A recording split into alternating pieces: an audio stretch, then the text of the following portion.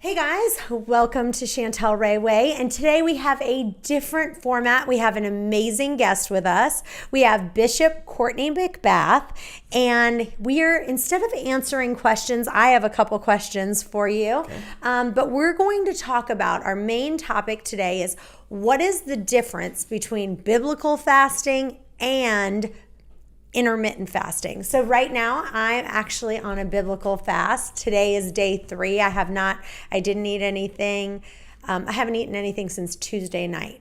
Wow. So I stopped eating Tuesday night, and then I was going to do a 3-day fast, so I'll eat dinner tonight. Some of you have been asking, I'm writing a book called Fasting to Freedom, and it's all about biblical fasting. And it's funny because I'm getting ready to do a Bible study on my book. And we have all these women who are wanting to do the Bible study. And I have a guy that's leading the guys portion, and I'm going to lead the women's side. And I have to turn away some of the women because we're getting full on the women's side, but on the guys' side, like hardly anyone's signing up. And so when I'm talking to guys, they're like, yeah, I'm just not really into fasting. So what would you say to guys who are like, yeah, that's just not my thing. Fasting's not my thing. How would you answer that? Well, first of all, Chantel, what you're seeing is a national trend. 80% of all Christian materials are purchased by women. Mm-hmm. So there's an obvious trend toward discipleship, growth, reading, and hearing the word, and all that. That's kind of, women have always been in a vast majority already. So that kind of is where that whole fasting thing comes from. I don't think it's so much that men are adverse to fasting. I think men struggle with discipleship. With really coming to a place of where they really long for growth, and that's what fasting is all about. It's a sacrifice, and I think ladies are a little more prone to, for whatever reasons, and that's a whole other different conversation, to make those sacrifices. So to a guy who says, I don't really see how fasting is necessary, what I would say to you is that most of the issues that we face as men, it's difficult to break some of those issues without the discipline of fasting and weakening yourself so that Christ can be strengthened in you. So I don't think you can make this a guy-girl thing. This is a do I want to succeed in Christ thing. And so a guy who's wavering, that's maybe some of the stuff we'll say today will help you to kind of cross over and see the criticality. Yeah, because that would be kind of like, I think the Bible is really clear on some Christian disciplines that we need. One is praying, one is giving, one is serving. But if someone said, you know what, praying is just not my thing, exactly. Right? Like I couldn't imagine anyone ever saying praying is not my thing, right. But somehow they're fine with saying, oh, well, fasting's not my thing. Right. Which it's like... Because fasting seems much more optional than prayer. Exactly. Prayer is necessary to talk with God. And then you might discover some people say, well, I'm not really called to pray. Well, really? Everybody's called to pray. Right. And that's how I feel about fasting is that, the Bible talks about fasting over 77 times. When the Bible talks about something over 77 times, ding, ding, ding. Yeah, it ought to be important. It's got to be important, and we got to do it. So, just so you know my background, so I went to church over 20 years before I ever even heard a sermon on fasting. Wow. Never. My preacher, when I was younger, they never talked about fasting. I guess I just skipped it, missed over it, and never did I hear a sermon or any kind of talk about it. And then I went to Beach Fellowship one day, and it was soon after I started getting there, and the pastor stood up and said, okay, everyone, we're going to be doing a 21-day corporate fast. And I was like, what is that? What? 21 days we're not going to be eating? I've never fasted a day in my life, right? And so obviously he said, if you're new to fasting, then, you might want to bring it down and not do so much. But I was kind of like gung-ho. And I tried to do it for 21 days. I actually lasted 8 days and thought I was going to die. That's a great start, though. So that's how mine started. So I know your church, Calvary Revival, is passionate about fasting, like you do it in January every year. Sure. Tell me about that. And what do you say to people? Like, how long do you do you tell people, do you change it every year? And what do you say to the church during that time? Well, first of all, I was raised a little different. I was hearing about fasting when I was 8, 9 years old. Oh, wow. So, and then when I went to college, and my spiritual father, Bishop Gideon Thompson of Jubilee Church in Boston, he was, I'm no expert on this, but he really was. I've watched him go on 40-day fast and that kind of thing. So he was really serious about this. So while I was with him as a college student, while I was at MIT studying, I was in that church. And so he taught me all about prayer and fasting. And he taught me about this whole idea of what we now call consecration, which the word consecrate means to set something apart. So to cleanse and set apart for use, technically is what it means.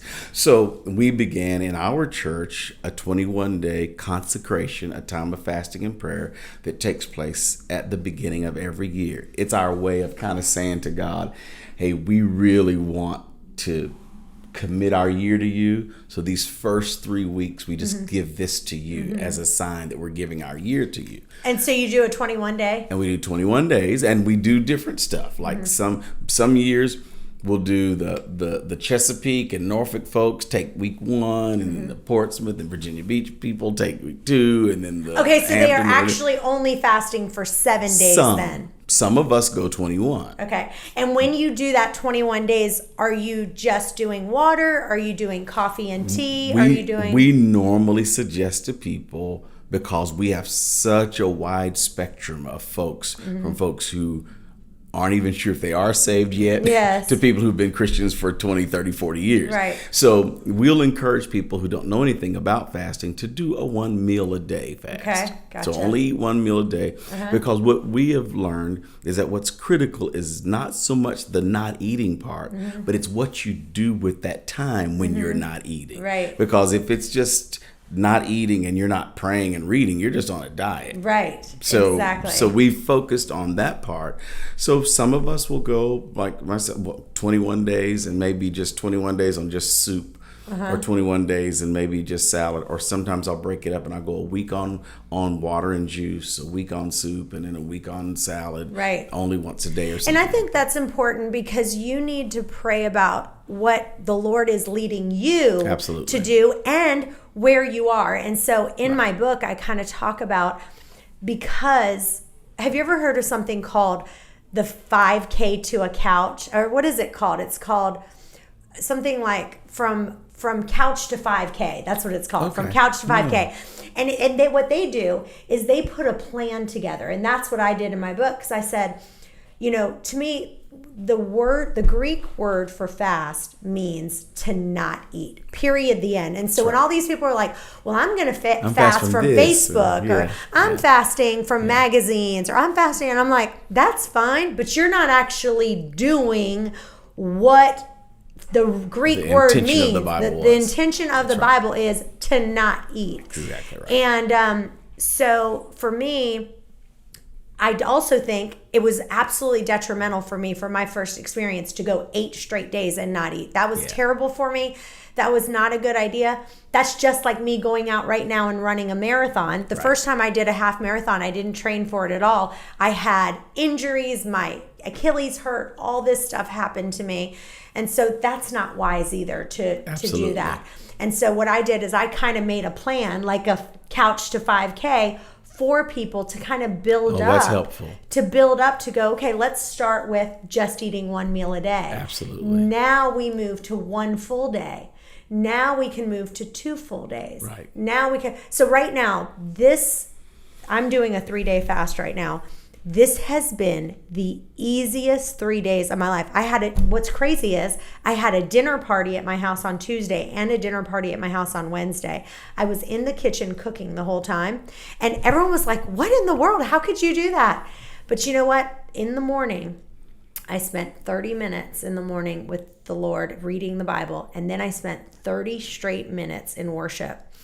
And I told him, I said, I am so full right now. That's what happens. And that's what happens. But if you don't add that piece, absolutely, you just can't do it. It's, in a real fast. I mean, it's a meeting with God. I mean, I'm sure we'll talk about it a little bit. But Daniel didn't fast for the sake of just saying I'm on a fast. He wanted to hear from God. He had some things he needed to process, some answers that he needed. So it was really all about a refocusing. And really, that's what fasting is. Fasting is a refocusing of our attention. Yes. Because our lives kind of are all around eating and pleasure. And so fasting breaks that and then refocuses you. And that's why it's difficult to do when you start out, because we are so trained to focus on pleasing ourselves.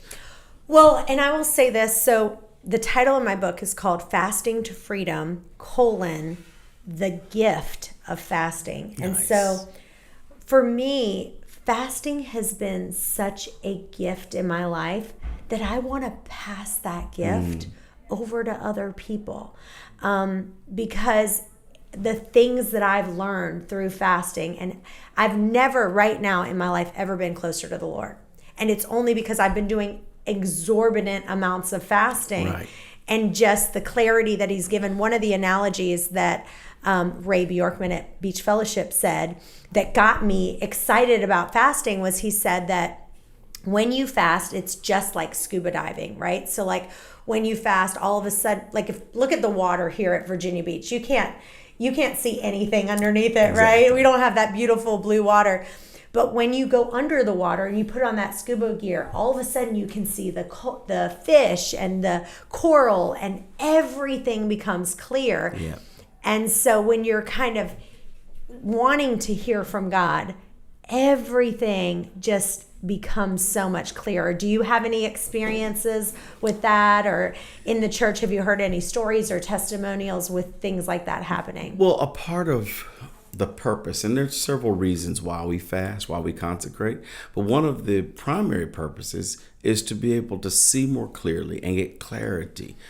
A part of what I think folks need to learn is that when we lack clarity about the will of God, it's not because God has a communication issue. It's not because he struggles to speak, or he struggles to direct, or he's trying to get himself together so that he can say what he wants to say. The issue is all in our hearing. So what fasting does is it shuts down other voices. The primary one is our own. Shuts down other voices, separates us from other influences, so that we more clearly hear what God is saying and how God is directing our lives. Every time we find, whether we're talking about Daniel or the Apostle Paul, or if we're talking about Esther, they're always fasting for clarity and courage and direction. Yes. It is truly a gift. Well, and it brings them into places that they couldn't have gone without. Well, silly things. So like I've had this one issue of so we've got 6 different offices, and then we have our corporate office. And so there's some things that I haven't been able to figure out, like, should the individual office do it and handle it, or should the corporate office do it and handle it? Right. And it's just been different things, and I've just been like hitting a wall, and I couldn't figure it out. And so, perfect example, this morning, right before this meeting, I just spent my time with God, had my worship, and then I had a big meeting. I brought like 3 or 4 of our management level in, and I said, look, we've got to figure this out. And all of a sudden, everyone was like coming up with all these ideas, and we figured it out this morning. And I'm thinking to myself, we've been talking about this for the last 6 months to a year, couldn't figure it out. Here I've fasted for 3 days. And clarity comes. All of a sudden it's like, bling, ding, ding, ding. Yep. It's just like that scuba diving. Absolutely. Yep. Any other analogies that you can think of that you could give people of why it's so important to fast? When I'll go back to Daniel again, and that's kind of when a good foundational book is Arthur C. Wallace's God's Chosen Fast, which comes from Isaiah 58. Is this the fast that I've chosen? And the Lord begins to describe the fast that he's chosen is not religion. It's not for people to brag or boast. It's so that burdens can be lifted and chains can be broken and light comes and people hear from God. So one of the things that Wallace discusses in God's Chosen Fast are these 3 areas: the partial, the normal, and the absolute fast. Right. So the partial fast is what we think Daniel was a partial fast. We think Jesus was on a normal fast because he ate, but it doesn't appear that he drank water. Right.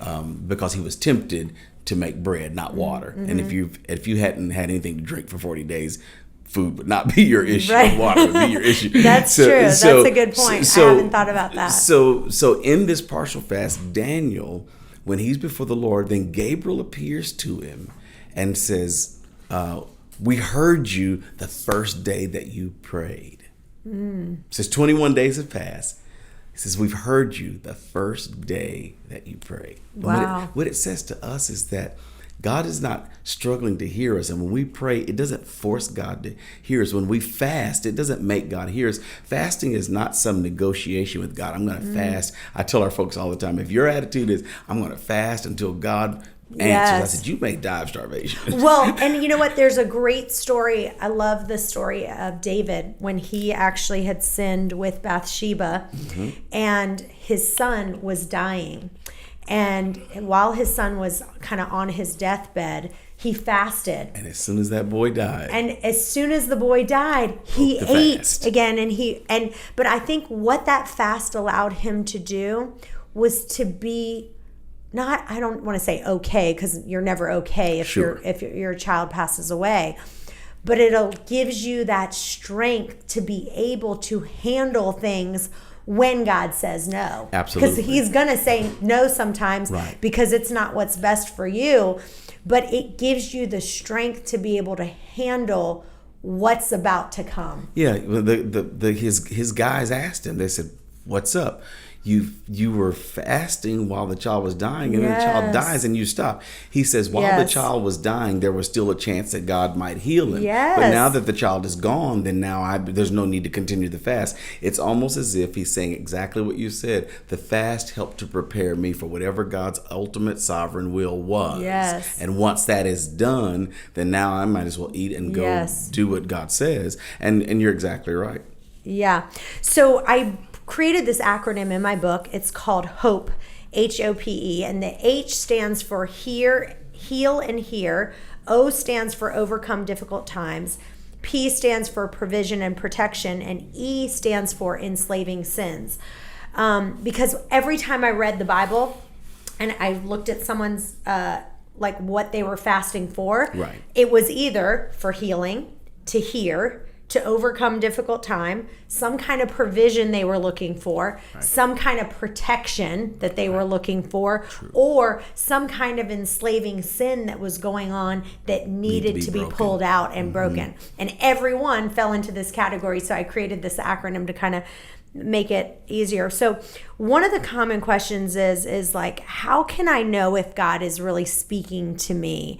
And how do I know like God's will for me? What kind of advice would you give to listeners that have, had a hard time like seeking God's direction on an important direction, important decision that they need? Any advice on that you'd give listeners? I'd give them about 3 or 4 biblical references, and then I'll say something about that after I share those references. One would be Isaiah 30:20. Even though you've had the water of affliction, the bread of adversity, your teacher will be revealed to you, and you'll hear a voice saying, "This is the way, walk in it." Yeah. Proverbs 3:5. Trust in the Lord with all your heart, lean not to your own understanding. All your ways acknowledge Him; He'll direct your paths. The Hebrew is He'll make your path clear. Romans 8:14, those that are led by the Spirit of God are the sons of God. So now we're talking about maturity, the sons and daughters of God. They're mature.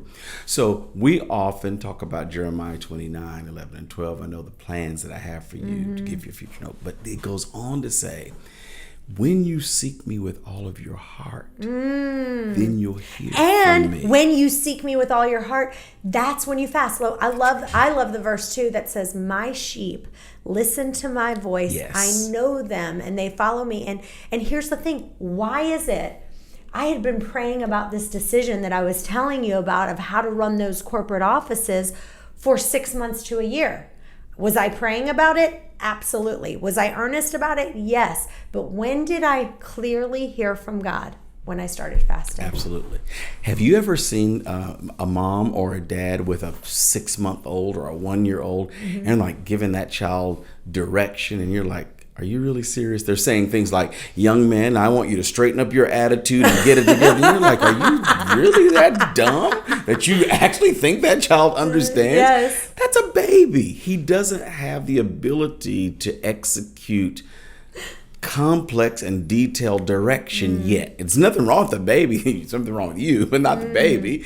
The baby's just not mature enough yet. So my kids are all adults, and now I can give them certain types of direction. They can execute that direction and walk it out. Well, part of what fasting does is it helps you to mature and to grow to a place where God can give you direction. A lot of the issue is not our ability just to hear, but it's also our ability to carry out what we hear. And so fasting, I often tell our folks when we get ready for our times of prayer and fasting, is that fasting doesn't change God, fasting changes you. Absolutely. It doesn't change God's mind. It doesn't get God to do it your way. It's getting you to do it God's way. And a lot of that is just the adjustment of maturity and growth when I seek him with all my heart. In other words, when fasting helps me to get to the place where I don't want anything else except what God wants, then it's easier to hear.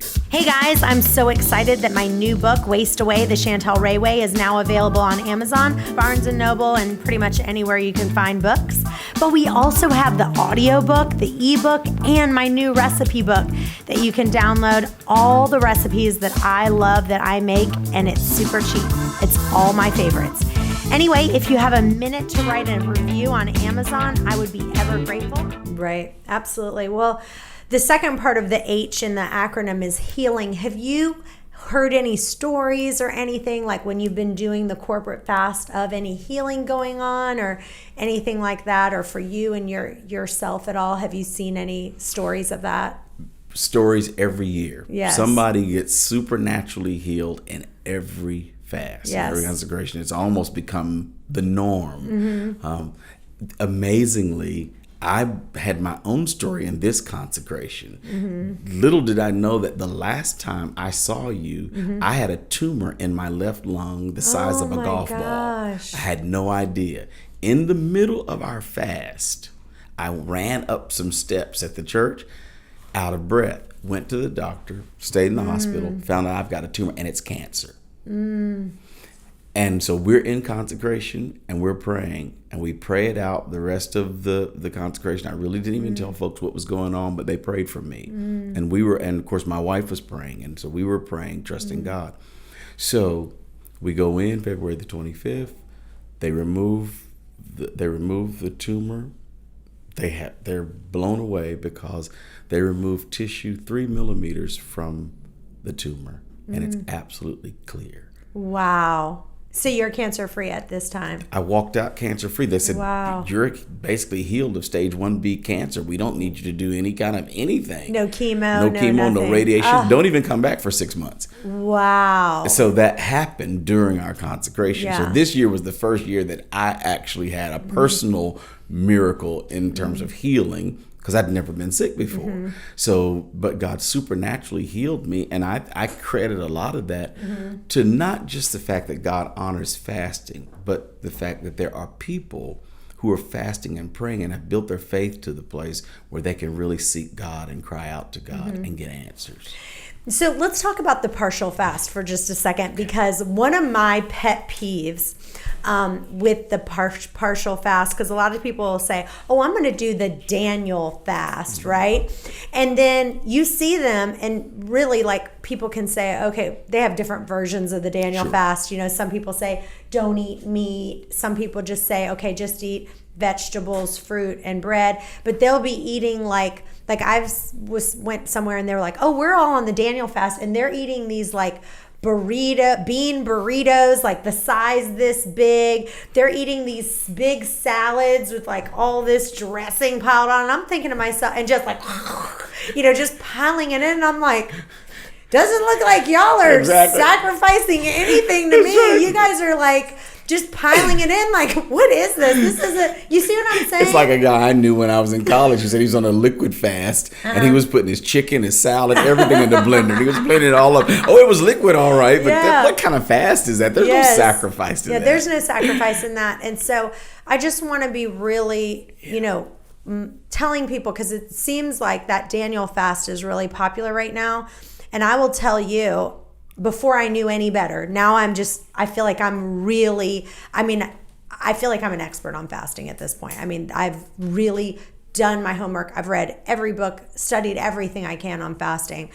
And I truly believe that the Daniel fast, unfortunately, I did the Daniel fast a million times. Did I get any healing in my body? No. Did I get clarity like I did? Absolutely not. None of the benefits that I have gotten from fasting when I'm just either having water or coffee or tea or even bone broth or like juices with no fruit, that's when all these breakthroughs started coming up. And so I need to make sure I add that into my book. Joshua, remind me to do that, because I need to add about the Daniel fast. I think here's where we are on that, and here's what we teach.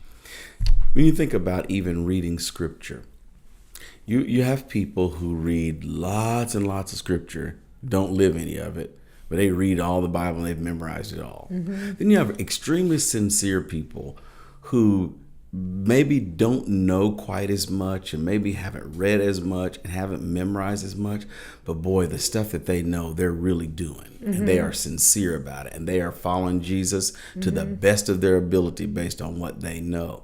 I think fasting can be like that too. I think anything that becomes an excuse for sacrifice doesn't move God. Mm-hmm. So if as Americans and Europeans, we are grabbing onto a Daniel fast because we don't want to really fast. Exactly. Then that's like only reading 2 scriptures, not because that's all you had, all you knew, but because that's all you felt like giving time to read. Mm-hmm. So I think a lot of it comes down to attitude, because in Daniel's fast, he did fast different from Jesus. Mm-hmm. He says, I'm going to separate myself from pleasant breads, from meats, from wine. So there were several things he separated himself from.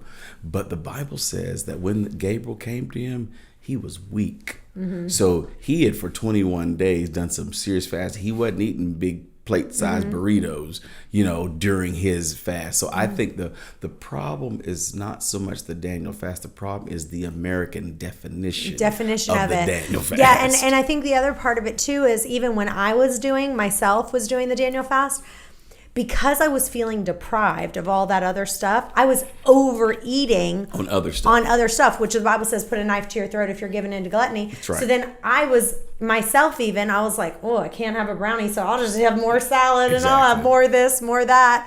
And that's not what Daniel was doing. No. He was not compensating with the other stuff. He said, when Gabriel got there, I was in a weak moment. And that's what I think one of the critical pieces of fasting, no matter how you do it, if it doesn't weaken you, then it doesn't have any impact if it doesn't weaken you. Yes. And what you described and what I've seen too are not people being weakened by a partial fast. They're just doing something to say they fasted. Yes. And that doesn't move God with fasting, prayer, study the word, tending church. That attitude never moves God. Yeah. And so for the HOPE acronym, E stands for enslaving sins. And this is really my purpose originally of fasting, because I felt like I was in bondage to food. I ran to food every time I was sad, every time I was upset, every time I was angry, every time I was stressed. What would I do? Oh my God, I'm having a hard day at work, pass the brownies, right? And, comfort foods. And, I think in the church, it's really gotten bad, because I remember, I used to be a teacher before I got into real estate. And right after that, I was a youth pastor, and then I was a children's pastor. From that time of me being a youth pastor and a children's pastor, right at that moment, I gained about 40 to 50 pounds from that transition. And 100%, I mean, now that I think about it, right? We were at these youth conventions, and what was it? All right, everyone, order pizza, order cookies, order this, order that, brownies. And you know, Yep. how many times a week is someone bringing some kind of food to the office? Aren't they baking some kind of? Well, we don't do it at ours, but Yes. but normally that is definitely Yes, the case. they're always bringing donuts. And or, you're always eating. Yeah, and it's because I grew up in a little holiness church. The only thing that wasn't sin was eating. Yes. Everything else was a sin. So Yes. so We can't do anything else. Can't do anything else. So let's eat. So day and night we'll eat. So and we sin to be sometimes an even greater sin. Right. As a result, which is the sin of gluttony and the destruction of this temple that God gave us. And you know, we can talk about this for a second, but you know, I went to a church and the worship pastor literally was about 450 pounds. I mean, this guy was enormously overweight. I mean, to the point that I was like kind of nervous. I was like, because he was sweating up there and singing. He could have a heart attack in the middle of every service. Yeah. but I was thinking to myself, clearly this man has a problem with gluttony here, but yet it's okay for him to be in leadership at 450 pounds. But if he had a drinking problem or a drug problem, no chance.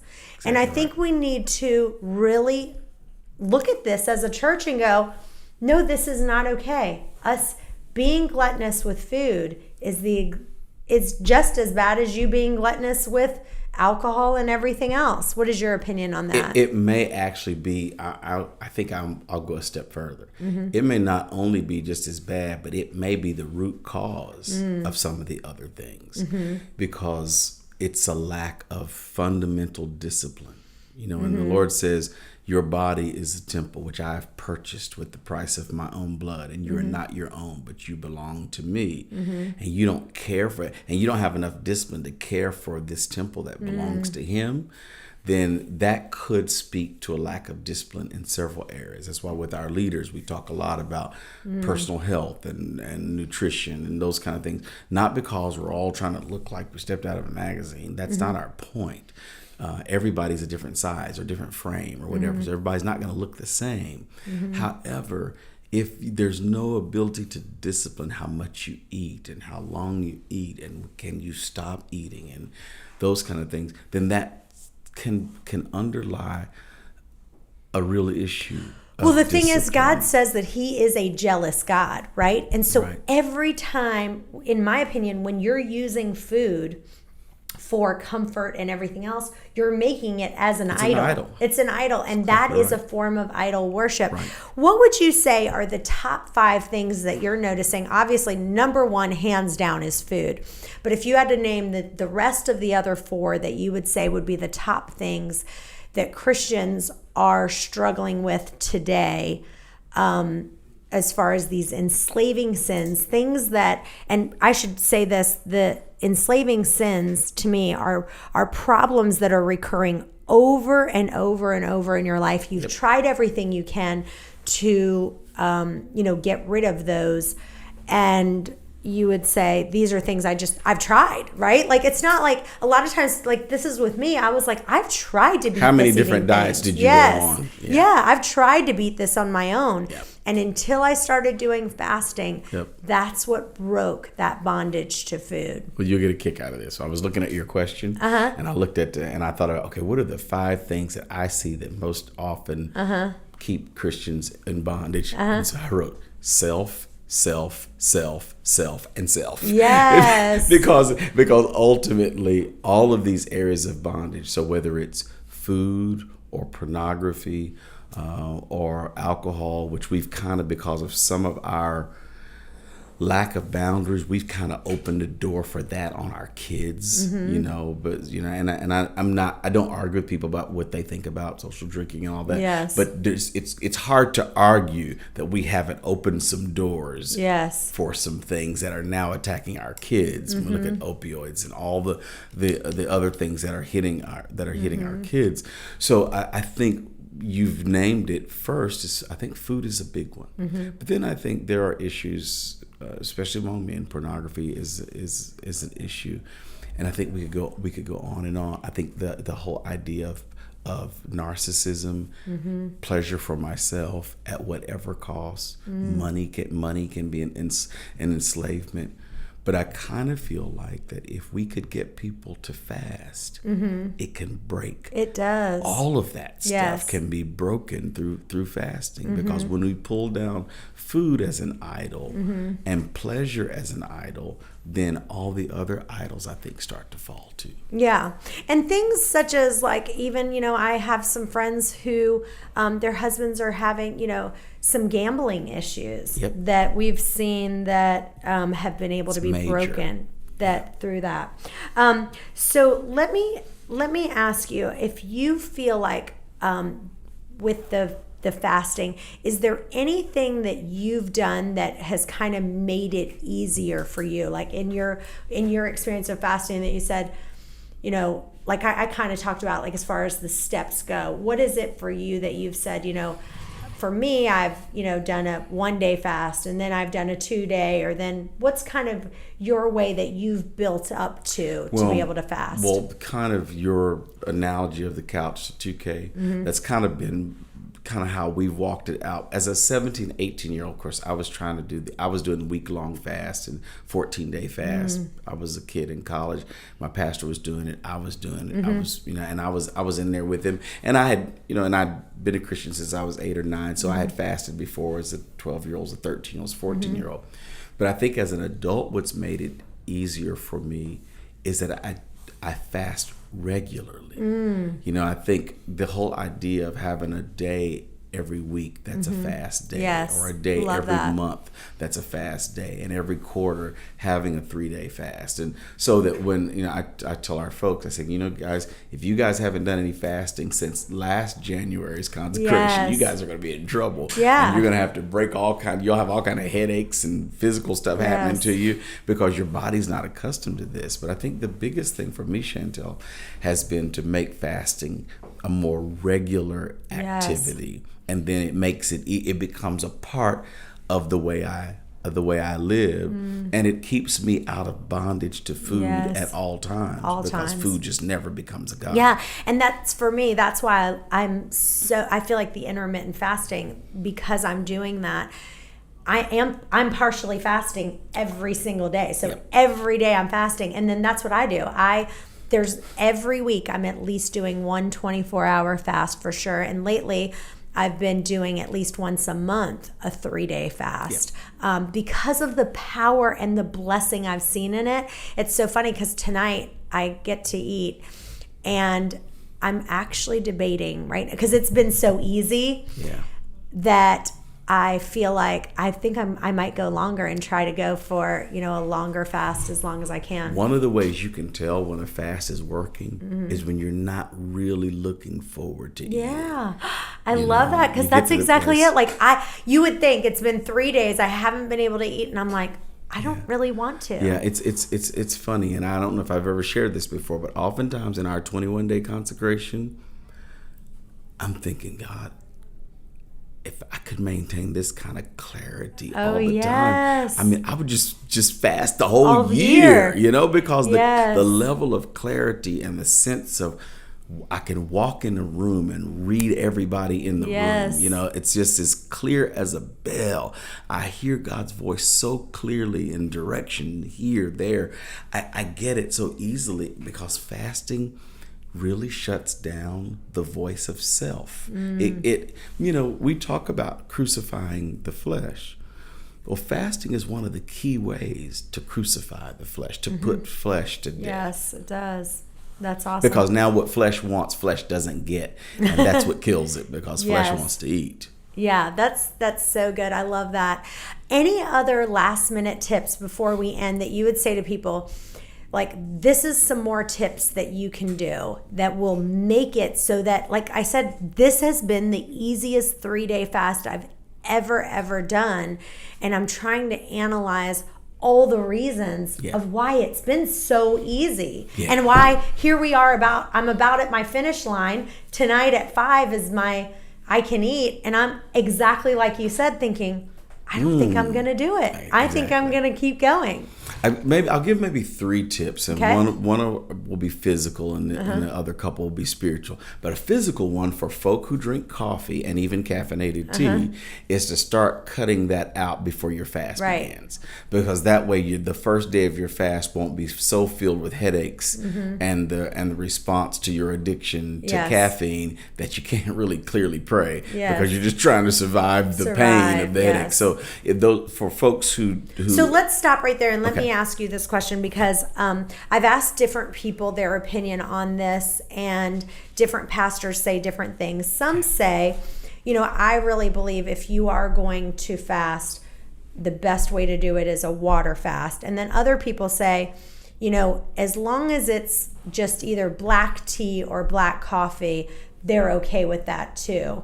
What would you say about that and about the caffeine issue? Yeah, I would tend, for me, I would stay away from caffeine during my fast because it's an inebriant, it's a drug, and if it's a stimulant. And it's a stimulant. I'm trying to clear myself of all of that. So I would stay away from those kind of things, and I would stay away from them so that I assure myself that I'm not so bound to it that I can't stop it. Yeah. So this is a good place to, if there is a slight addiction, a slight Starbucks addiction, then I'm going to break that and make sure I don't walk in if you're that. drinking 2 to 3 cups of coffee a day and you decide that you're going to stop, hands down, you're going to be miserable. And so my suggestion to people is, if you're just starting to fast, just do the coffee and tea to start, because you need to fast with just food and do black coffee and black tea. That's my suggestion. And don't cut out that caffeine in the beginning.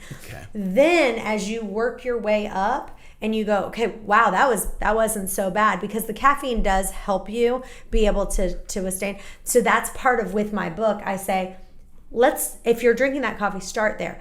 Then on your next fast, maybe try to do, if you're drinking 3 cups of coffee, now let's do 2 cups, or you're drinking tea. Right. Now on your next fast, let's kind of wean yourself. But like you said, wean yourself beforehand, because trying to wean yourself off caffeine and fasting at the same time, don't even do it. Yeah. That's just a recipe for disaster. Yeah. Yeah. Either wean yourself off beforehand, but trying to do both to me is too much, because now you have more of a chance to go forget it. And you've got to and the issue, Chantel, is that it removes your focus from the total reason why you're fasting, and that is to focus on Jesus and hearing Him. And if you're just focused on your headache and your feelings and how I'm struggling and all that, and so the second thing I was going to coach people a little bit in is that each day in a fast, if you're going to water fast, each day is a little different. But normally, if you can survive day 2, you're good. Yes. If I can do 2, I can do 7. Yes, I agree. Because day 2 is the worst. Is the killer. I mean, it's the day from hell fast. So if you can make it through 2, you're on your way. So I warn people, day 2 can be tough. If you're fasting, if you're just on water, the day 2 can be fast. I often tell people that one of the reasons why I sometimes don't like doing a 1 meal a day fast is because I don't like being hungry every day. If I stop eating altogether, after a couple of days, I'm not hungry anymore. Yes, that's but if true. I do 1 meal a day, I am hungry every day. Yes. So that would be the other thing that I would kind of coach people in, is that they're careful in knowing the cycle of a fast. And then, of course, the last thing is that how you break a fast is also important too. It says a lot about your discipline. So you go 3 days with no food and then you just go gorge the 3rd day, then you lose some of the power and the strength of the discipline of the fast. And so you ease back into it with something gentle like stewed tomatoes if you don't have acid reflux issues. Yeah, and that's a good point. If you're going to do a longer fast, you need to do so. Because you can hurt yourself if you don't break it properly. So usually, like if you do a 21-day fast, then when you're coming off that, what do you usually eat? Soup, just bring it into soup or smoothies. Yeah, to get started first day or 2. So even after 7, I'm careful, and I think people should be careful, especially if they've been 7 days with just water. And in our church, we tell folks that if you feel like God's called you to do an absolute fast, where like Moses, where you have no food and no water, that you never take that more than 3 days, ever, because the level of physical dehydration can be overwhelming. Yes. And I dehydration is a big deal. And I remind folks that Moses was not going to work. Moses was not taking care of his wife and kids. Yes. Moses was up on the mountain 24 hours a day with God for 40 days. Yes, so there's next to him. There's no record of anybody ever going on an absolute fast extended, that who wasn't actually just in the presence of God. That's right. I agree. So, well, this has been so amazing. Yeah, Thanks this is fun. Thank you much for this for talk. coming. And thank you guys for joining us. If you want a clip of my new book, you're going to get to see a couple chapters on what the book is about. Okay. Go to chantelrayway.com and you can see a clip of that. Also, if you're interested in seeing my book on intermittent fasting, because I can't stress enough, if you are going to do an extended fast, start with doing the intermittent fasting first and build your way up to it. And if you have a question that you want answered, go to questions@chantelrayway.com. Thanks again for joining us. Yeah, I've had a blast. And we'll see you guys next time. Bye-bye.